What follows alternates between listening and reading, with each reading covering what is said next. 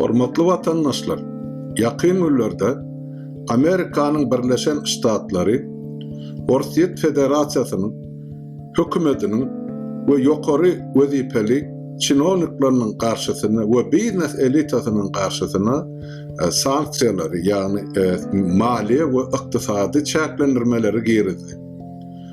Şol 220 adamdan gowrak sanawyň içinde ýa arasyna bir tanış ad, ýagny Igor Makarowyň ady hem tutulýar.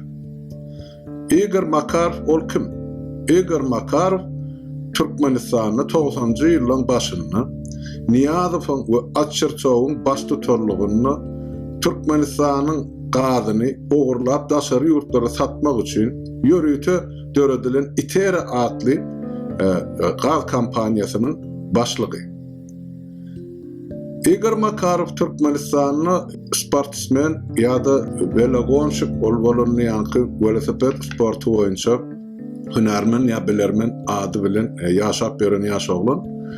Ýöne şonuň adyny özüni şol oturtma başlyk hökmünde Niýaz bilen Açyrçow ullanyp Türkmenistanyň milliardlap gaz neft baýlygyny Türkmenistanyň çykardylar. Bilşimiz ýaly Türkmenistanyň korrupsiýa esasan iki ogurdan alınıp barılır. Birinci ogur neft gaz pudagy. Neft gaz pudagyny esasy ogurlaryň ady ýa şol neft gazy Türkmenistanyň bir kanun ýa-da bir hasap ýa-da degmez bahadyna çykaran adamlaryň adlary Sapar Murat Niýazow, Türkmenistanyň şol döwürki prezidenti, vice-premier we Türkmenistanyň ykdysady pudagyny hem parlamentde hem hökümetde alyp baran Valeriy Georgiýewiç Oçerçow hem-de Türkiýeli biznesmen Ahmet Çalyk.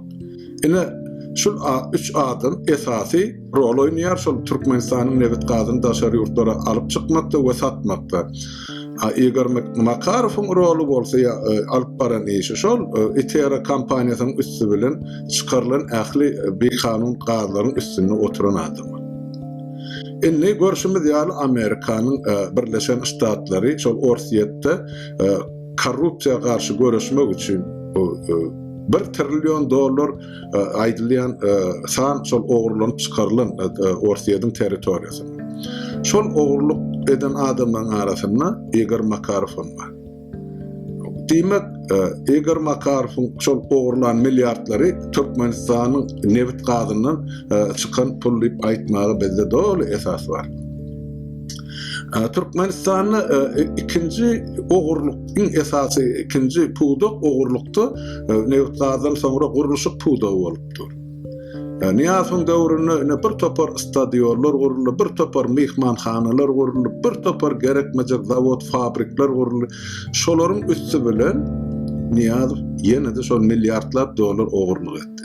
Bu ýerde Niýazowa ýardamçy bolan ýene-de şol Ahmet Çalyk ýa-da ine Polymex tabançy ýene-de Fransiýanyň buýuk firmasy. Ine 3 romanyň ýa 3 gurulşyk firmanyň üstü bilen Niýazow şol döwür Türkmenistanyň edi bilen ogurlygyny etdi. Niýazow bilen soň şol pudagy goşadyrnak içinde üstünlükli alyp barýan ine Berdimuhammed Ahmedow. Onu biz hemmemiz görüp oturýarys. Indi benim diýjek bolýan zatym bir Amerika meselem Orsiýetiň garşysyny ýa Orsiýetdäki uly wezipeli ýa-da iňen juda baý adamlaryň garşysyna ykdysady we maliýe çäklendirmeleri, sanksiýalary girildi. Indi şol ýerde Orsiýetiň baýlyklary bilen baglanyşyk Türkmenistanyň çykarylan baýlyklary bar. Şol arasynda da ine görşümiz ýaly Igor Makarowyň ady tutulýar.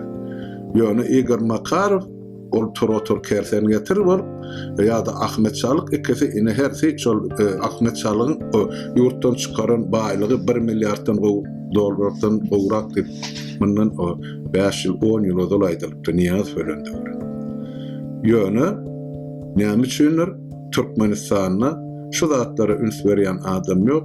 Şonuň üçin belki de şol girdilen sanksiýalar bizim döwletimizde de öz täsirini ýetirir. Türkmenistanyňky korrupsionerler olar kendäl jemi bir 10 adam ýok. Şolaryň ählisini ýerde geçden halk biler hem halkara suwduny çykarlar diýen bizde ullukan tama bar.